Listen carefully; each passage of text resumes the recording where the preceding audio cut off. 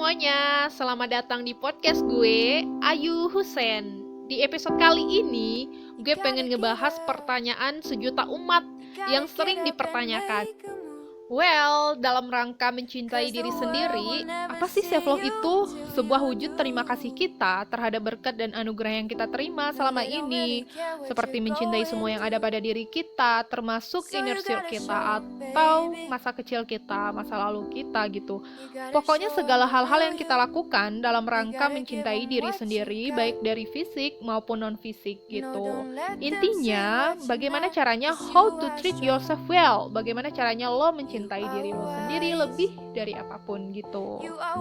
Ada beberapa aspek sederhana nih dalam self-love. Yang pertama, self-awareness atau kesadaran diri. Bagaimana caranya lo memahami diri lo sendiri lebih dari apapun. Dan bagaimana caranya kita mengerti perasaan sedih, bahagia, kusut, overthinking, galau, dan segala macamnya. Dan bagaimana caranya lo belajar memahami dan merespon dengan memberi solusi terbaik untuk diri lo sendiri gitu. Oke, next, yang kedua, self-worth atau harga diri. Nah, kita harus selalu yakin bahwa kita itu berharga di dunia ini. So, ingat semua hal-hal positif yang pernah kita lakukan dan jangan beri kesempatan orang lain membuat kita merasa rendah diri. Ya, be nice to yourself lah.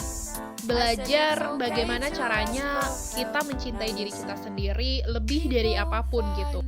Yang ketiga, self-esteem atau kepercayaan diri. Nah, ini berhubungan dengan pencapaian serta kemampuan yang kita miliki. Dan ini penting banget kenapa kita harus punya skill gitu. Karena ketika kita punya skill, kita punya pencapaian diri yang positif, kita akan berani dan percaya diri berada di berbagai circle pertemanan. Oke, next, yang keempat, self-care atau perawatan diri yang juga berhubungan dengan self-compassion, yaitu bagaimana caranya kita memperlakukan diri dengan baik dan tidak judgmental. Nah, ada beberapa aspek sederhana yang harus kita perhatikan di dalam self-care atau self-compassion. Pertama, aspek fisik, yaitu bagaimana caranya kita merawat tubuh kita dengan baik, yaitu dengan rajin berolahraga, tidur yang maksimal dan cukup, makan makanan yang sehat dan bergizi gitu. Yang kedua, aspek sosial, yaitu bagaimana caranya kita menjaga hubungan baik dengan keluarga, menjaga hubungan baik dengan circle pertemanan kita gitu, dan bagaimana caranya kita membangun circle pertemanan yang positif. Yang ketiga, aspek mental, yaitu bagaimana caranya kita berpikir dengan baik dan apa yang masuk ke pikiran kita. Kita harus tahu dan harus paham. 4. Aspek spiritual, bermakna bahwa kita hidup di dunia ini punya tujuan, punya harapan, dan bagaimana caranya kita menaruh harapan-harapan baik ke dalam diri kita, doa-doa baik ke dalam diri kita, karena kekuatan doa itu sangat luar biasa. Kelima, aspek emosional, yaitu bagaimana caranya kita mengekspresikan diri kita, passion kita apa, yang kita butuhkan apa, yang kita inginkan apa, kita yang tahu siapa diri kita gitu. Bagaimana caranya kita mengekspresikan diri kita sebagus mungkin, sebaik mungkin gitu.